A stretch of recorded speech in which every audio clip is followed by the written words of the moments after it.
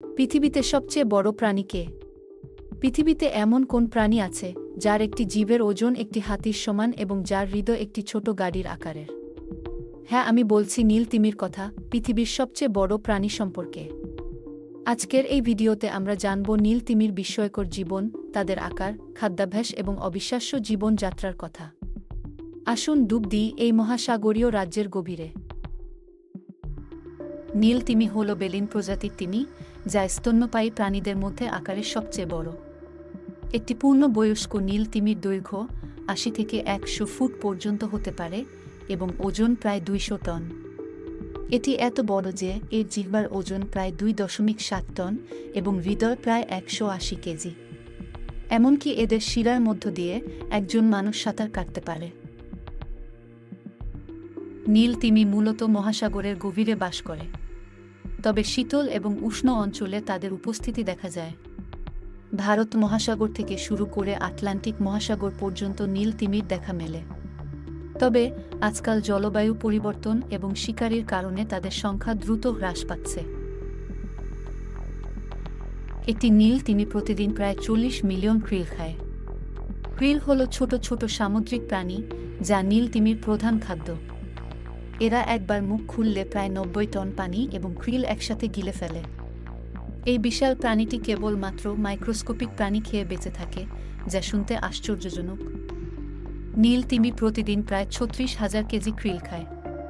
এটি খাওয়ার সময় পানির সঙ্গে krill টেনে নেয় এবং বেলিন দিয়ে পানি ছেঁকে ফেলে। এই প্রক্রিয়াটি দেখার মতো সুন্দর। নীল তিমির জীবনকাল প্রায় ৭০ থেকে ৯০ বছর। একটি নীল তিমি মায়ের গর্ভকাল প্রায় ১২ মাস এবং যখন একটি শাবকের জন্ম হয়, জন্মের সময় এটি প্রায় ৩ টন ওজনের হয় এবং দৈর্ঘ্যে প্রায় ২৫ ফুট লম্বা হয়ে থাকে। একটি নীল তিমি শাবক প্রতিদিন প্রায় ২০০ থেকে ৩০০ লিটার দুধ পান করে, যেখানে একটি মানব শিশু হাফ লিটার দুধও খেতে পারে না। নীল তিমি আসলে পানিতে নিঃশ্বাস নিতে পারে না। এটি স্তন্যপায়ী প্রাণী এবং তাদের ফুসফুস দিয়ে শ্বাস নিতে হয়। নীল তিমি প্রতি ৫ থেকে ১৫ মিনিট পর পর পানির উপর ভেসে আসে শ্বাস নিতে। এটি পানির গভীরেও ডুব দিতে পারে এবং একটানা প্রায় ৩০ মিনিট পানির নিচে থাকতে সক্ষম। তিমি যখন শ্বাস নেয় তখন তার ব্লুহোল থেকে প্রায় ৩০ ফুট উঁচু পানির ফোয়ারা ছুটে যায়। নীল তিমি খুব অল্প সময় ঘুমায়। এটি একবারে মাত্র কয়েক মিনিট ঘুমাতে পারে। সবচেয়ে মজার বিষয় হল তাদের মস্তিষ্কের একটি অংশ ঘুমায় এবং অন্য অংশ জেগে থাকে। এটি তাদের শিকারীদের কাছ থেকে নিরাপদে থাকতে এবং শ্বাস নিতে সাহায্য করে। সাধারণত নীল তিমি দিনে প্রায় ৮ থেকে ১০ বার এরকম সংক্ষিপ্ত ঘুম নেয়। নীল তিমির গায়ের রং আসলে ধূসর নীল, তবে পানির নিচে এটি উজ্জ্বল নীল দেখায়। সূর্যের আলো এবং পানির প্রতিফলনের কারণে এই রং আরও উজ্জ্বল হয়ে ওঠে। নীল তিমির চোখ আসলে তেমন বড় নয়।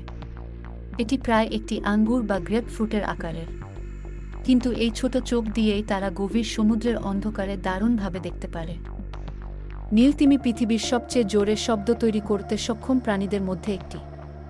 এদের আওয়াজ ১৮৮ ডেসিবেল পর্যন্ত হতে পারে, যা প্রায় ১০০০ কিলোমিটার দূর থেকেও শোনা যায়। এটি তাদের যোগাযোগের প্রধান মাধ্যম। নীল তিমি যখন মারা যায় তখন সেটি পানির নিচে ডুবে যায়। এটি এত বড় এবং ভারী যে এর দেহ সমুদ্রের তলদেশে পৌঁছে যায় এবং এটি সামুদ্রিক জীববৈচিত্র্যের জন্য এক ধরনের আবাস বা খাদ্যের উৎস হয়ে ওঠে। এর মৃতদেহ থেকে প্রচুর পুষ্টি সামুদ্রিক জীবগুলো গ্রহণ করে।